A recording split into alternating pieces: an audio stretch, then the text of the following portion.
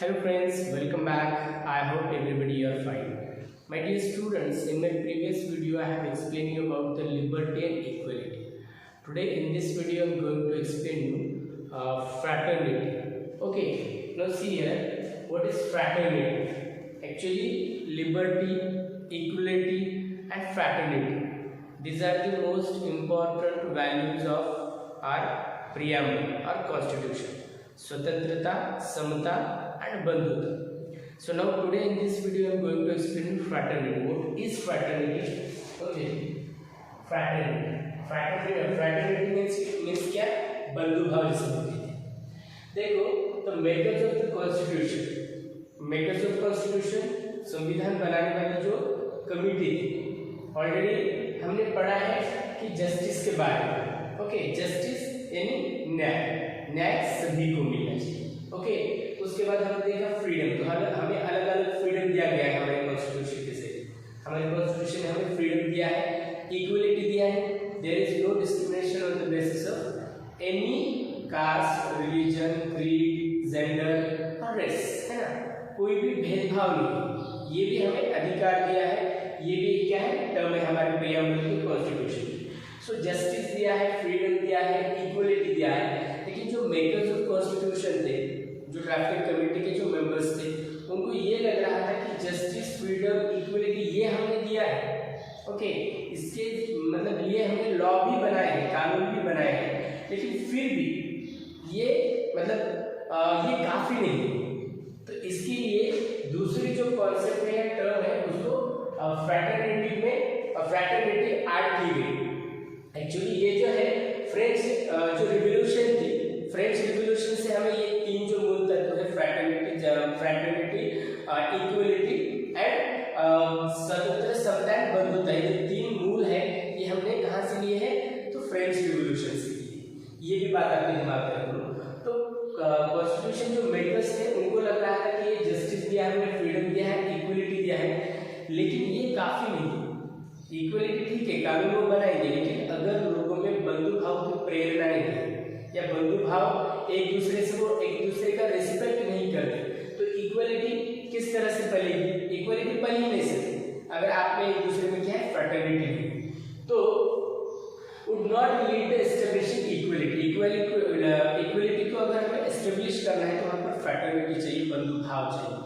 Okay, so no amount of laws help us to achieve this goals. मतलब कोई भी law है या कानून है, तो हमें अगर ये गोल अचीव करने हैं, जस्टिस लाना है, फ्रीडम लाना है, इक्वलिटी लाना है, तो ये ऐसे ही नहीं होगा. तो इसके लिए फ्रैटर्निटी भी बहुत जरूरी होती है. इस वजह से ये ऐड किया गया.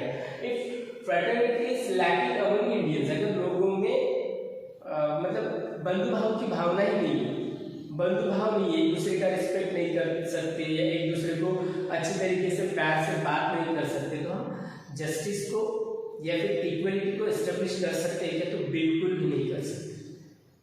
अगर हमें जस्टिस, इक्वलिटी, फ्रीडम को एस्टेब्लिश करना है तो फ्रैटर्निटी चाहिए. एक दूसरे में समझदारी की जो भावना होती है ना, एक दूसरे की भावनाओं को समझे, एक दूसरे के रिलीजन का, एक दूसरे के कास्ट का हमें क्या करना चाहिए, रिस्पेक्ट करना चाहिए. और हर किसी को मतलब अपने आप मतलब जो भी करना है तो वो उसको खुद को जीने का अधिकार है. हम किसी को बाधित नहीं करनी चाहिए. ओके, तो ये इस वजह से ये ऐड किया गया. Hence fraternity is promoted in the preamble of constitution. और इसी वजह से हमारा जो ये फ्रैटर्निटी है, फ्रैटर्निटी को प्रमोट किया गया, हमारे प्रीएम्बल में रखा गया constitution. And it creates empathy, understanding each other. सब ये क्या करता है कि एम्पैथी मतलब एक दूसरे को समझने की भावना क्रिएट होती है बंधु भाव से, फ्रैटर्निटी से. ओके, एक दूसरे की भावनाओं को समझ सकते हैं, एक दूसरे की जो कल्चर है, एक दूसरे की जो रिचुअल्स है, एक दूसरे के जो कस्टम्स है. Already we have diversity in our country. हमारे देश में क्या है कि विविधता है, अलग जाति के, धर्म के, पंथ के लोग यहाँ पर रहते हैं. तो हर लोगों की क्या है, एक अलग पहचान है. उनका खान पान अलग है, उनका रहन सहन अलग है, उनके बोलने का तरीका अलग है, उनके कल्चर्स, उनके रिचुअल्स, उनके कस्टम्स, ये सब अलग अलग है. यहाँ पर विविधता है, डाइवर्सिटी. लेकिन ये डाइवर्सिटी में हमें यूनिटी को क्रिएट करना है. यूनिटी को क्रिएट करना है तो इसके लिए क्या होना चाहिए, बंधुभाव होना चाहिए, फ्रैटर्निटी होनी चाहिए, एक दूसरे से प्यार होना चाहिए, एक दूसरे का सम्मान करना चाहिए, एक दूसरे को डिग्निटी और रिस्पेक्ट से हमें बिहेव करना चाहिए। सो इस वजह से ये फ्रैटर्निटी को ऐड किया गया। अभी देखिए जो फ्रैटर्निटी है it is related with dignity, सम्मान से रिलेटेड, हर किसी को सम्मान से जीने का अधिकार है ना, related to dignity and we should give equal respect to each other, मतलब हमें एक दूसरे को इक्वल रिस्पेक्ट देना चाहिए। जो सामने वाला इंसान है उसको उसका रिस्पेक्ट है, गिव एंड टेक रिस्पेक्ट हम कहते हैं ना, आदर दो आदर दो, हमें आदर देना ही चाहिए ताकि वो भी हमें आदर दे, है ना, एक दूसरे को हमें आदर की भावना रखनी है। और नो डिस्क्रिमिनेशन, जैसे मैंने पहले ही बताया कि कोई भी जाति के नाम पर, धर्म के नाम पर, पंथ के नाम पर हमें डिस्क्रिमिनेट नहीं करना है, भेदभाव नहीं करना है, छुआछूत नहीं करनी है। ओके, नो डिस्क्रिमिनेशन, और सबको ट्रीट कैसे करना है, रिस्पेक्ट के साथ और डिग्निटी के साथ। कोई भी इंडिविजुअल सिटीजन क्यों ना हो, हर इंडिविजुअल को, जो भारत में रहने वाला हर इंसान है उसको हमें डिग्निटी और रिस्पेक्ट के साथ उसके साथ व्यवहार करना है। Okay, next one, when every individual respect such atmosphere fraternity will grow.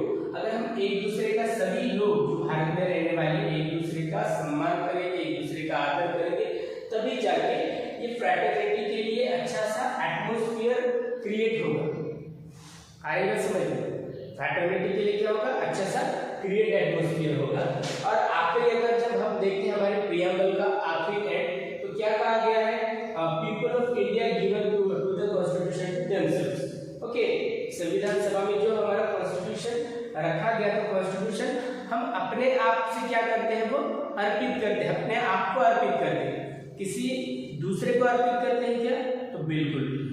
तो ये जो सारी बातें थी ये रिलेटेड टू आवर प्रियम्बल थी। हमने सीखा है जस्टिस सीखा है, इक्वलिटी सीखी है, फ्रैटर्निटी, सोशलिस्ट, डेमोक्रेटिक और अलग अलग जस्टिस के प्रकार, जो सारे ये एक्चुअली दिस चैप्टर, ये चैप्टर अगर अच्छी केयरफुली मतलब आपने अगर पढ़ा होगा, समझा होगा, सारे वीडियोस देखो, समझ लो, अगर ये चैप्टर आपको समझ में आ गया तो आपको प्रियम्बल क्या है, हमारे भारतीय जो संविधान है, संविधान का जो प्रियम्बल है, introductory part of constitution, part of our constitution, तो वो आपको समझ में आएगा। तो ये क्या है, इंट्रोडक्टरी पार्ट है। प्रियम्बल क्या है, प्रियम्बल इंट्रोडक्टरी पार्ट है कॉन्स्टिट्यूशन।